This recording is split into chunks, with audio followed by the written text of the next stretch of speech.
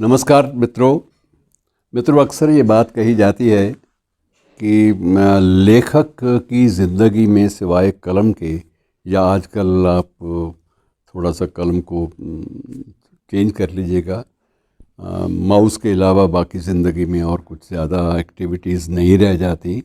लेकिन बहुत सारे लेखक ऐसे भी हुए हैं जिन्होंने ज़िंदगी को अलग अलग ज़ावियों से, अलग अलग दृष्टिकोणों से, अलग अलग नज़रियों से जीने का प्रयास किया है। और ऐसा ही एक लेखक हमसे आज जुदा हुआ है, तो निश्चित रूप से एक विचारोत्तेजकता, एक विचारों में एक थोड़ा सा अपहीवल और उतार चढ़ाव जो है वो पैदा होता है। और वो लेखक हैं डोमिनिक लैपियर एक ऐसे विदेशी लेखक जिन्होंने भारत में रहकर इसको स्वदेशी का अपने ऊपर तमगा लगा लिया कि मैं जब यहाँ पर रह रहा हूँ और यहाँ पर रहकर मैं कार्य कर रहा हूँ तो मैं यहीं का हूँ। और उनकी एक बहुत चर्चित एक कृति थी the city of Joy. The city of Joy जो है टोटली लगभग पूर्णतया वो कलकत्ता की ज़िंदगी पर आधारित है। और क्योंकि सिटी ऑफ जॉय कलकत्ता को कहा नहीं जाता था, अक्सर ये कहा जाता था कि दुनिया का सबसे अगर कोई गलत किस्म का कोई महानगर है तो वो कलकत्ता है। यहाँ ना तो सफाई है, ना लोगों को रहने सहने का सलीका है, ना लोग ढंग से खाते हैं, ना ढंग से पीते हैं, सारी बातें ये ना पहनते हैं ढंग से, ये सारी बातें कलकत्ता के ऊपर अक्सर लागू होती थी। और स्लम एरियाज़ के बारे में जब भी कोई बात चलती, और कलकत्ता जो है उसमें कहीं रेस में पीछे नहीं रहता था।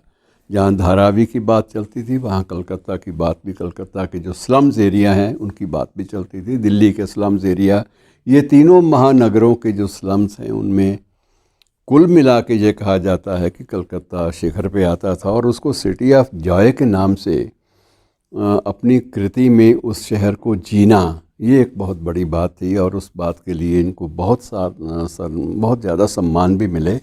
और 2008 में रिपब्लिक डे पर, गणतंत्र दिवस पर इन्हें पद्म भूषण का सम्मान भारत सरकार ने दिया।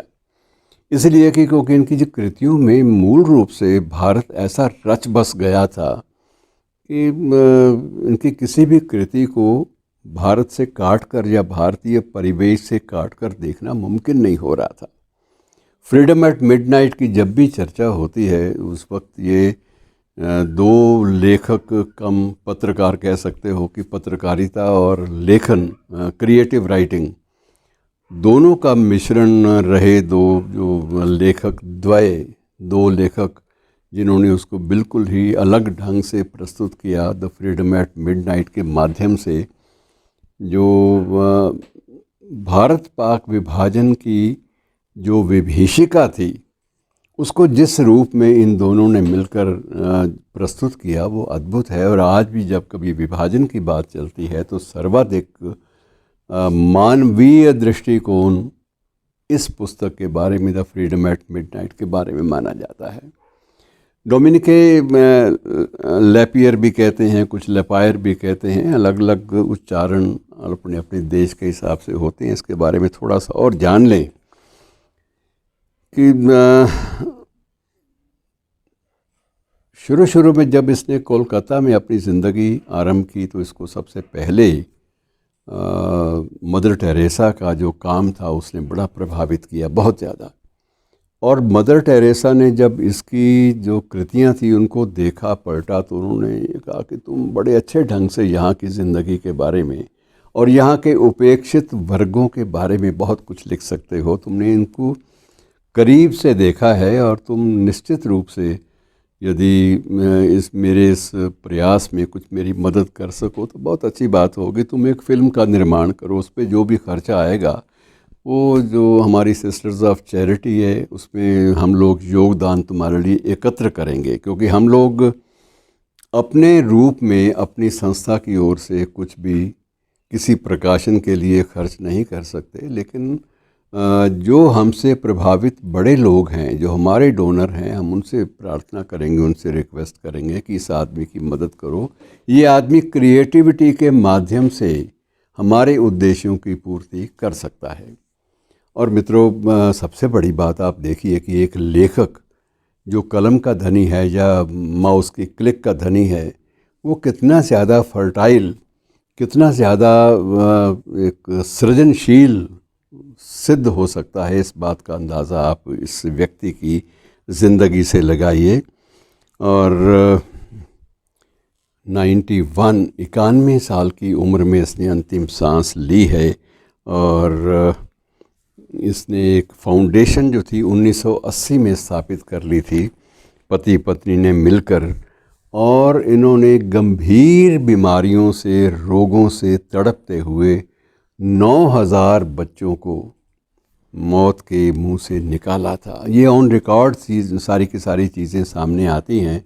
तो उस वक्त ये आदमी का जो एक जीवन का जो खाका है वो बहुत ऊंचा चला जाता है कि आदमी कितना कुछ कर सकता है, और वो भी एक फाउंडेशन के नाम पर, अपनी फाउंडेशन के नाम पर, अपने संसाधनों से वो सब कुछ कर रहा है, 9000 बच्चों को ज़िंदगी देना। और उसकी एक वेबसाइट में 1200 गांव में पेयजल की व्यवस्था करना भी शामिल है।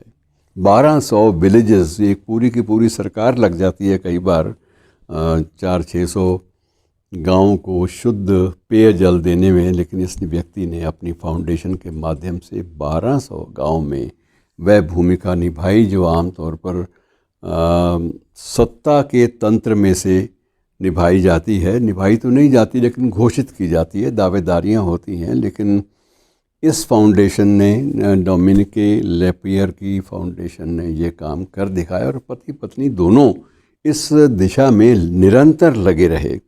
और उसके बाद इनके जो पूरा एक ज़िंदगी का जो एक सोपान है उसमें ये भी दर्ज है कि 541 ट्यूबवेल ऐसे क्षेत्रों में इन्होंने लगवाए, इस जोड़ी ने लगवाए अपने फाउंडेशन के खर्च पर, अपने खर्च पर, अपनी कृतियों की बिक्री से होने वाली आमदन से, आय से। तो ये रॉयल्टी को इस तरह से खर्च करना प्रॉपर वे से, सही ढंग से, सही दिशा में और सही उद्देश्यों के लिए, ये बहुत बड़ी बात होती है। अक्सर लेखक ये काम नहीं करता, वो ज़िंदगी को देखता है, देखने के बाद जो अनुभव करता है उसको बयान कर देता है।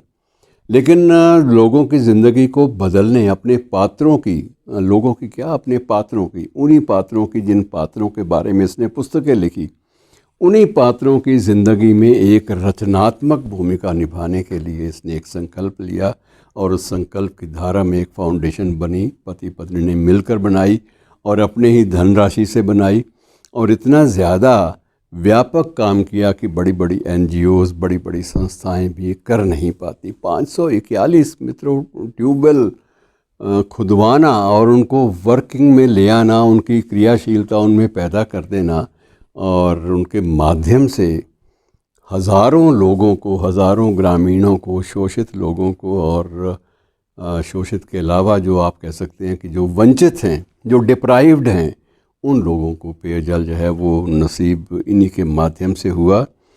और सबसे बड़ी बात यह है कि फाउंडेशन ने एक काम और किया कि जब तक ये शख्स अंतिम सांस लेने से पहले तक का जो रिकॉर्ड है ये बताता है कि 50 लाख रोगियों की ज़िंदगी में इलाज के माध्यम से कुछ उनकी सांसें बढ़ाने का काम इसकी फाउंडेशन ने किया। 50 लाख अपने आप में एक ऐसा आंकड़ा है, क्योंकि ये राजनेता नहीं था जिसको किसी वोट बैंक के लिए कुछ झूठ बोलना पड़े। इसका पर्पस ये था कि अपनी लेखनी से प्राप्त आय के माध्यम से अपने ही क्रिएटेड पात्रों या अपने ही कवर किए गए पात्रों की ज़िंदगी में कुछ बेहतर लम्हे जोड़ना, और इसने कर दिखाया।